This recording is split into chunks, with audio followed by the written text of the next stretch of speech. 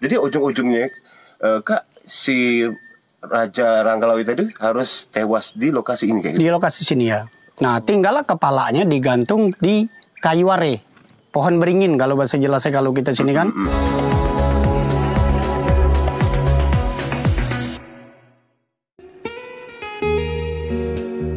Sebuah peradaban tua yang terdapat di tepian sungai berusia lebih dari 200 tahun menyimpan cerita menarik. Desa ini bernama Paldas, sebuah perkampungan besar yang berada di paling hulu Sungai Pangi. Sungai Pangi berukuran lebar lebih kurang 20 meter yang mengalir dan bermuara ke Sungai Musi di wilayah Desa Tebing Abang, Kecamatan Rantau Bayur, Banyuasin. Sebelum tahun 1980, desa ini tidak memiliki akses jalan darat. Untuk bepergian keluar desa kala itu, masyarakat hanya mengandalkan jalur sungai dengan armada perahu motor. Sampai dibukanya transmigrasi PTP Nusantara 7 yang berdampingan dengan desa ini, maka salah seorang dermawan kaya warga desa ini yang bernama Pak Acom membuka akses jalan darat untuk terhubung dengan desa Taja Indah atau Pilip 5 Karet yang berjarak 7 km. Dari Pilip 5 Karet tentunya jalan perkebunan PTP Nusantara 7 Tebenan terhubung ke jalan lintas Betung Sekayu dengan jarak total sejauh 17 km. Akses kedua bisa juga dari desa Tajamulya atau Pilip 4 Karet sampai ke Simpang Pancur Jalan Palembang Betung sejauh lebih kurang 25 km.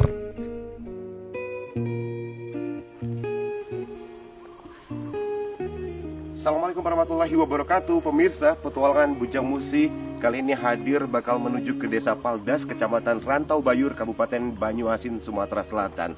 Rute yang kita pilih yaitu dari Simpang Pancur, Kecamatan Betung, kemudian sejauh tadi sekitar 12 km, kemudian dari Taja Mulia atau Pilip 4, perjalanan kita lanjut ke menuju ke Taja Indah atau Pilip 5 sejauh lebih kurang 7 km. Nah, kayak gini lur kondisi jalannya.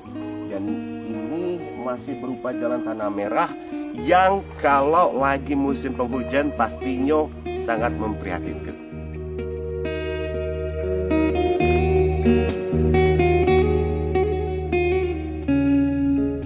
Pemirsa, petualangan kita kali ini akan mengangkat sejarah asal-usul nama Paldas serta cerita perpindahan pemukiman penduduk desa ini yang disebabkan ancaman keselamatan penduduk karena peristiwa pertarungan berdarah pada masa kepuyangan atau leluhur terdahulu. Untuk menggali cerita ini, kami mengajak Anda mengunjungi Dusun Tue atau perkampungan lama yang telah ditinggalkan warga. Siang ini kami mendatangi kediaman narasumber Bapak Munir, warga Dusun 1.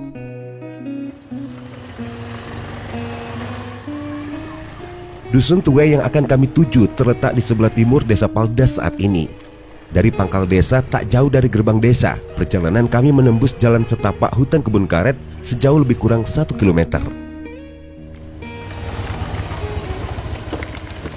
Desa Paldas pada episode yang lalu kami pernah berkunjung ke sini, tapi karena gangguan cuaca, Pak Kades, Pak Koyong Pikar, Pak Kades Koyong Pikar, waktu itu jadi kami itu tertunda. Kali ini kami berkesempatan pemirsa untuk datang langsung ke Desa Paldas kembali, dan kami ingin menyajikan sebuah sejarah Desa Paldas. Seperti apa sejarahnya lur? Di sini ada saksi, bukti saksi peradaban tua yang dulu menurutnya adalah cikal bakal peradaban Desa Paldas pertama kali. Kita langsung menuju ke makam ini Kak ya? Iya, makam. Inilah sejarah Desa Paldas.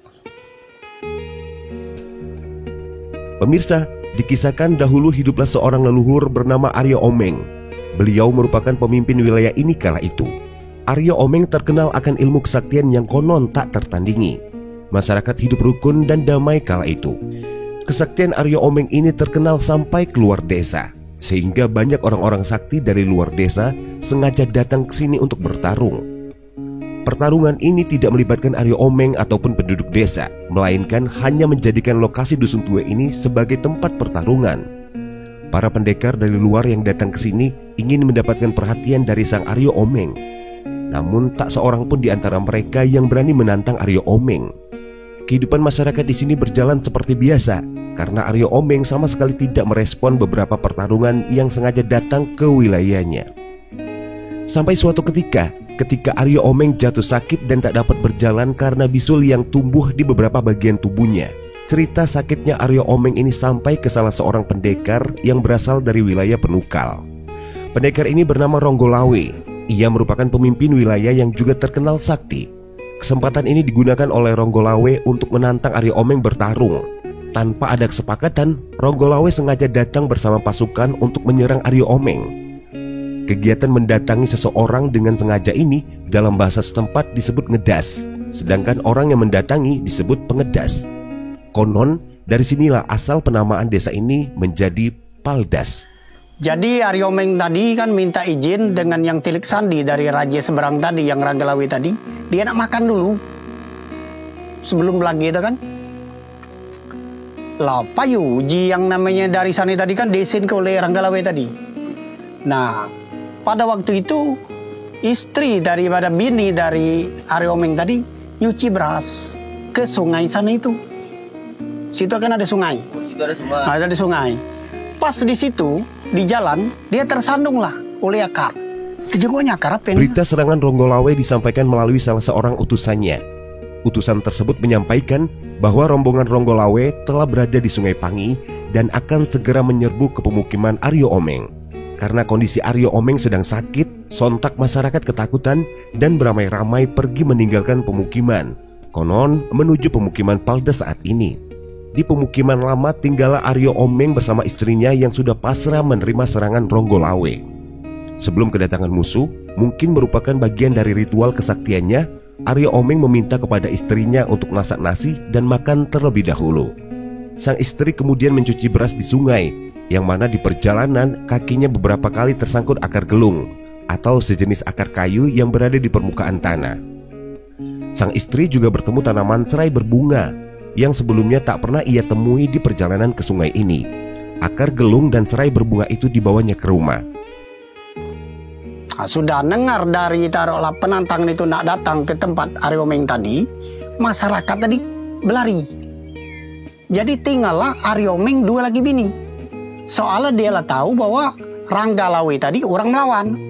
Disimpulkan, akar gelung dan serai berbunga tadi kemungkinan adalah perwujudan dari sebuah ilmu kesaktian baru yang akan menambah ilmu kesaktian Aryo Omeng dan istrinya dalam melawan musuh. Sampai pada peristiwa pertarungan, Aryo Omeng yang saat itu tak mampu berjalan hanya mengandalkan istrinya menghadapi serangan musuh. Yang mono Raja melempar ke pedang. Memang sengaja untuk membunuh itu ya? Sengaja untuk membunuh musuh tadi. Membunuh musuh. Soalnya pedang itu pacak ngapak dewe. Oh. Puncaknya, Aryo Omeng melemparkan pedang pusaka pada istrinya. Saat pedang disambut sang istri, pedang tersebut malah bergerak sendiri dan menebas musuh-musuh hingga terpenggallah kepala Ronggolawe. Raja. Si Aryo Omeng itu tidak baca keluar dari desa ini. Tidak baca. Ini karena keadaan dia sakit. Sakit. Yang lain pergi kali dia. Yang pergi ditinggal ya. Berhubung yang datang ini kan orang hebat. Di tempat tinggal dia waktu itu di lingkungan mana kira-kira? Apa di areal sini kah? Di areal sini, kalau menurut sejarah dari kakekku kemarin itu. Kehidupan yang diceritakan itu pemirsa, dan sungai yang diceritakan itu pun yang istrinya itu nyuci beras itu di sungai. Di sungai sini ya. Jelaskan. Jadi ujung-ujungnya Kak, si Raja Ranggalawe tadi harus tewas di lokasi ini kayak gitu. Di lokasi sini ya. Nah, tinggallah kepalanya digantung di kayu are, pohon beringin kalau bahasa jelasnya kalau kita sini kan. Nah, di sana soal kayu are itu diketik lagi kan. Tapi dulu sempat ada yang ada dulu. Gugurnya Ronggolawe menyebabkan pertarungan dihentikan. Pasukan musuh menyerah. Kepala Ronggolawe terpental dan tersangkut di akar pohon kayu arah. Sedangkan badannya dibawa pulang pasukan musuh kembali ke negerinya. Setelah kejadian tersebut, lokasi Dusun Tue ini menjadi angker. Ketika turun hujan di siang hari yang panas atau hujan panas, konon sering terdengar bunyi jeritan-jeritan mengerikan seperti orang kesakitan. Karena hal tersebut, maka penduduk desa tak mau lagi mendiami Dusun Tue ini. Sementara Aryo Omeng dan beberapa kerabatnya memilih tetap tinggal di sini sampai akhir hayatnya. Masih terdengar, tapi loh. Soalnya kebun aku dekat sini dulu. Jadi kalau hujan panas kedengaran, kedengaran. Menjerit minta tolong. Oh, kayak orang kesakitan itu memang merintih kayak orang tolong itu. Bini Aryo Omeng dulu sempat nyuci beras di sungai, aliran sungai. Kita gambar keluar inilah sungai tersebut dan sempat dikait aku apa kayak kamu tadi? akar bekujut. Akar bekujut itu akar yang ngeliling. Nah, yang ngeliling bekujut terkunci kalau bahasa kasih ini kan. Saya pikir terima kasih Koyong Munir. Ya. Kita ke lokasi yang lainnya pemirsa. Oke. Inilah cerita sepenggal kisah tentang peradaban Dusun Tue, Desa Paldas, yang kemudian berpindah ke lokasi Desa Paldas saat ini.